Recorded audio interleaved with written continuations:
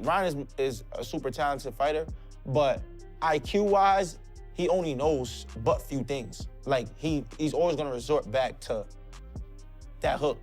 And if Barrios come into the right game plan, with the right game plan, it's gonna be the same. If somebody has a game plan for the hook, he's gonna get beat. Pros are locking in their final calls for Ryan Garcia versus Mario Barrios, and the verdicts are all over the place. Just depends what Garcia rocks up. He was on superb against Haney, and then against Rollies, he looked like a C, D level fighter. But look, I'm sure we'll see this weekend what Ryan rocks up. There's a lot on the line, you know, with his for the title. We'll open some massive doors for him also. But yeah, look, Barrios is a champion for a reason. He's a good fighter, and given Garcia shows up, it should be a whitewash. Teddy Atlas has approached the matchup from a psychological angle more than a tactical one. In his view, the physical attributes are obvious. Garcia is younger, quicker with his hands, and carries explosive power that can flip a fight in seconds. If everything were measured purely on speed and athletic upside, Atlas would naturally lean toward the challenger. But he believes this contest hinges on something less visible. For him, the deciding question is Garcia's mindset. Atlas has made it clear that no one truly knows what version of Garcia will show up. There has been less noise and fewer distractions in the build-up compared to past fights, and Atlas considers that silence encouraging. Which Ryan Garcia is going to show up? Does he even know? You know, I think that's what it comes down to. I always say, I've said it for years, 75% of this business is mental. With Ryan Garcia, it might be 95%. I mean, he's not used up physically. He's still young. He's fine physically. He's got the speed advantage. He's got the power advantage. He's more quick twitch. He's more, he's more explosive. He's the more explosive fighter here. He's got that real good kind of left hook. He throws it to the head or the body. He's a talented, athletic fighter who is not consistent. He's not consistent because mentally, you don't know where he's at in the last couple of years of his life, in his boxing life. We just don't know where he's at. And it's all about that. If you think he's in the right place, then I think at this point in Barrios' career, Garcia being younger, Garcia being, as I said, just faster with his hands, a little more explosive, obviously, I think that you favor Garcia the way the bookmakers are. But again, the X factor here, the big if, and it's a big if, it's the elephant in the room. Is he okay mentally? Where is he at? You got to hey, it's gambling. You got to take a gamble. You got to guess. Is he right mentally?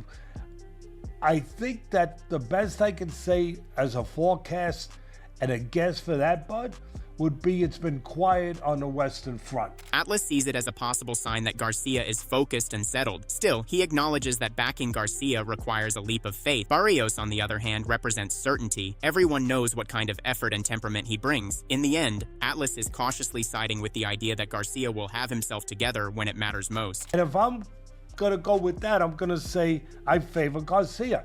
Barrios, where you gotta favor Barrios is this. You know what you're going to get. Garcia, because of what I just brought up, you don't know for sure what you're going to get.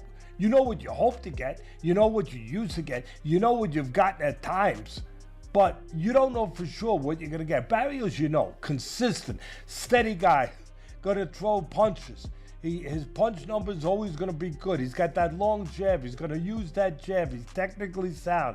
He's going to use that jab, to set everything up. He can fight on the outside. He likes to be aggressive. At some point, he'll try to come in behind that jab. He likes to go to the body. He can fight inside and outside, as I just mentioned. You got a experienced former champion in different weight classes that will show up to give his all, 100%.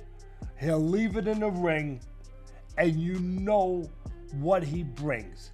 A full effort. Jeff Mayweather views the situation through a different lens. He questions whether Garcia is as dangerous as one standout performance once suggested. That memorable night against Devin Haney in April 2024 appeared to elevate Garcia's stock dramatically, but the aftermath complicated everything. Garcia's positive test for Ostarine led to the result being overturned to a no contest, and he later received a year-long suspension from the New York State Athletic Commission. Since then, Mayweather feels Garcia has not looked like the same fighter. His return at 147 pounds included a unanimous decision defeat to Rolando Romero in May, a bout where he was also dropped in the second round. To Mayweather, that performance raised serious doubts. He believes both men possess knockout power, making an early finish possible from either side. However, given Garcia's recent inconsistency and the lingering cloud from the failed test, Mayweather leans toward the defending champion, Mario Barrios. I think that it should be an entertaining fight, depending on which Ryan Garcia shows up, because you never know which one's going to be in the ring on that night. And Barrios is a very, very good fighter as well. So I think that it has potential to be a great fight, but you never know. What do you think that Barrios does well that people underestimate? Well, Barrios is a very good fighter, smart, good boxer, and he got decent punching power too. So I mean, he has a great chance of winning. So if Barrios does win, what's the path to victory? Well, if Barrios wins, I mean, there's other big names. I mean, there's a lot of big names out there right now with a lot of these young fighters, and so, I mean, to continue on this path by continuing to fight bigger names. If Ryan wins, though, what will be the reason? Would you say speed, power, timing, or IQ? I think speed, power. Ryan's a great fighter when he seems to be all together. But in all honesty, he shouldn't be fighting for a world title again. He just lost, and now he's fighting for a world title.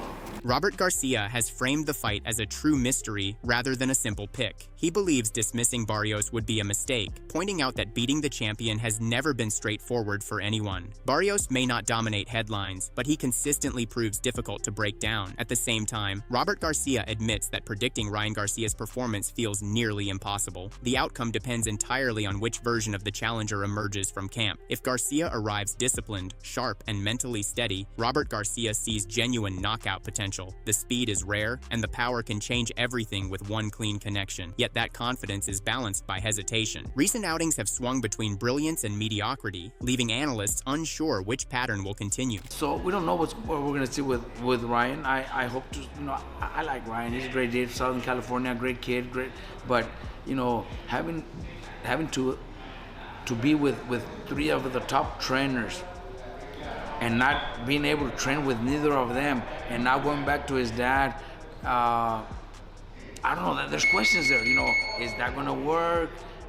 Is he doing it because he doesn't want to work hard and he wants to call the shots, and his dad's going to do whatever he wants? We don't know. I don't know. If it was his dad, he would stay with him his whole career and never hired anybody else. Maybe when he hired Eddie or Goose or Derek James, maybe it's because he knew his dad wasn't capable of, or else he wouldn't have hired anybody else. He would stay with his dad since day one. But at the end, we'll see. When they fight on the 21st February 21st, we'll see. If it works, then good for them, man. They're great people. I'm telling you. They've been to my gym. The dad, nothing but respect for him. Ryan started showing me respect. So deep inside, I'm cheering for him to become champion. Another layer of intrigue comes from Garcia's training decisions. Over the years, he has worked with high-profile trainers such as Eddie Reynoso, Joe Goosen, and Derek James. Each of those names carries significant respect in the sport. Recently, however, Garcia has returned to training under his father. Robert Garcia questions whether this move signals a desire for comfort and familiarity, rather than the intensity that elite camps demand. High-level preparation can be exhausting, both mentally and physically. Choosing a familiar environment could either provide stability or reduce the sharp edge required at championship level. The connection between Barrios and Joe Goossen adds further intrigue. Goossen previously trained Garcia, meaning he has first-hand knowledge of Garcia's habits in the gym, how he responds to pressure, and where technical flaws tend to surface. Boxing would need him to become champion to keep boxing huge the way it is.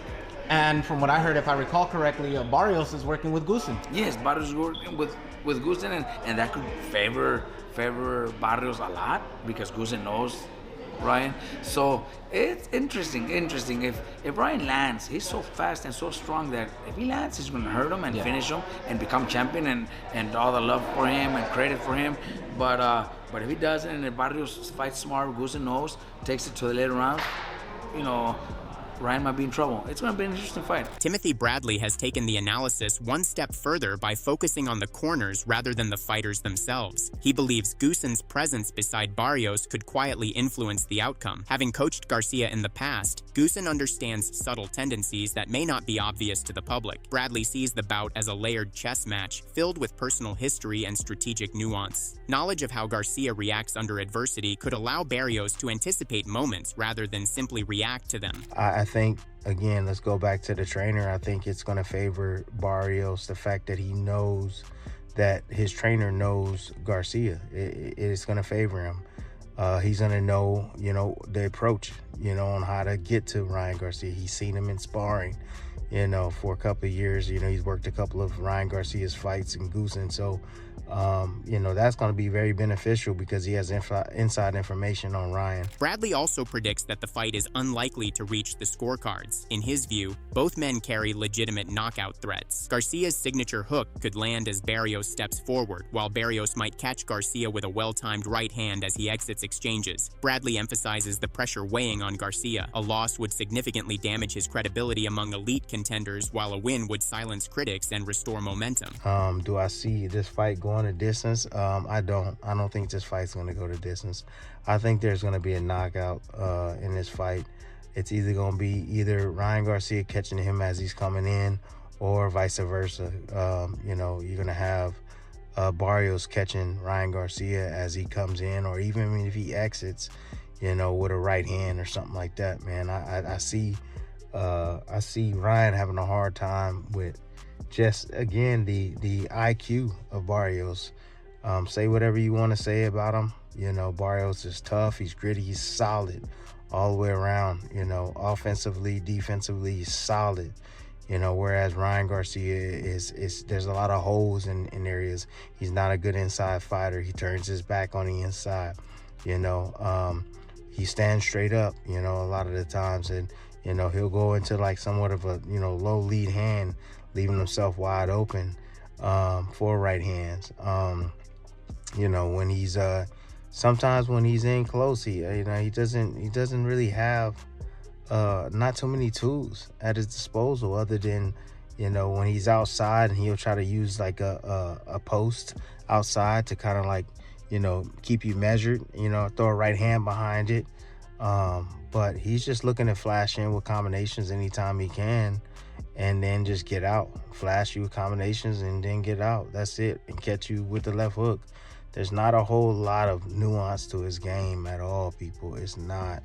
He's just really special at the, hand speed and hitting you with something that you don't see. Joel Diaz expects fireworks from a stylistic standpoint. He describes Barrios as a fighter who never shies away from effort or engagement, someone who brings heart into every contest. At the same time, Diaz respects Garcia's explosiveness and willingness to exchange. He envisions Garcia boxing intelligently, using movement and looking for openings to land his dangerous hook. Barrios, in Diaz's view, will apply steady pressure without becoming reckless. After weighing both sides, Diaz leans toward Garcia finding a way to prevail. Barrios has always showed that he's a warrior. Barrios, you've seen him in his fights. He comes to fight. He's an action fighter, and of course, when you see Ryan Garcia is explosive. He holds his own, he holds his ground, and it's gonna be a good fight for the fans. I see a very technical Ryan Garcia, just fighting off the back foot, trying to land that left hook to the head. And Barrios being cautious, looking to pressure Ryan. But I think at the end of the day, Ryan will come out with a victory. Andy Ruiz simplifies the equation. From his perspective, raw talent often determines the outcome at the highest level. He believes Garcia's natural gifts give him the edge and predicts that this could finally be the night Garcia secures a world title. Ruiz frames the opportunity as a moment that has long felt destined for the challenger, assuming the preparation has matched the potential. Hey, who do you think is gonna win in the upcoming fight? Ryan Garcia or Mario Barrios? I think Ryan Garcia, bro.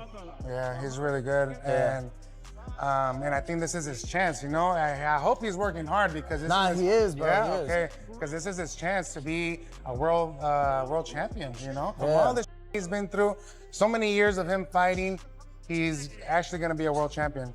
Mikey Garcia offers a balanced assessment rooted in uncertainty. He acknowledges that Garcia's athletic ability is undeniable. The fast, explosive version of Garcia could overwhelm Barrios in short order. However, Mikey also stresses the importance of championship experience. Holding the WBC belt carries significance, and navigating title fights requires composure. If the hesitant version of Garcia from the Romero bout appears, Mikey believes Barrios can capitalize. His pick tilts toward Garcia, but only if focus and commitment are fully in place. Mario Barrios versus Ryan Garcia. Who you got in that fight? Oh man. Yeah. You know what? Kind of, it's a difficult decision because it depends on what Ryan shows up. If the explosive, fast, and strong Ryan shows up, he's got a really good chance. He's got it. He's the champion. However, if Barrios got the belt, Mario Barrios